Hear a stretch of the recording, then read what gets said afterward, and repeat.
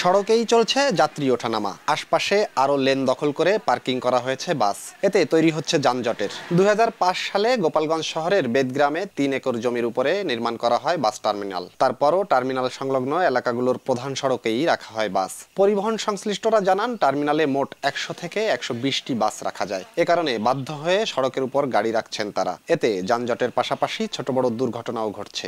আর অবহেলায় ঝোপঝাড়ে ভরে গেছে টার্মিনাল ভবন সহ পুরো চত্বর। টার্মিনাল আছে কি ছোট, গাড়ি রাখতে পারিনি তো জায়গা, একটু বড় করার দরকার টার্মিনাল। মালিক পক্ষের সঙ্গে কথা বলে শিগগিরই সংকটের সমাধানের আশ্বাস জেলা প্রশাসকের। বাস মালিক সমিতির সাথে আলোচনা হয়েছে, তারা যাতে টার্মিনালে বাসগুলি রাখে সেই লক্ষ্যে আমরা ব্যবস্থা নিচ্ছি। আশা করি সামনের মাসেই এই ব্যবস্থাটা আমরা পুরোপুরি বাস্তবায়ন করতে পারবো। সব বাসগুলি যাতে টার্মিনাল থেকে ছেড়ে যায় এবং টার্মিনালেই যাত্রী নামায়, আমরা সেই লক্ষ্যে ব্যবস্থা নিচ্ছি। বাস মালিক সমিতির তথ্য মতে গোপালগঞ্জ জেলা থেকে বিভিন্ন রুটে যাত্রী পরিবহনের জন্য 3 শতাধিক বাস রয়েছে।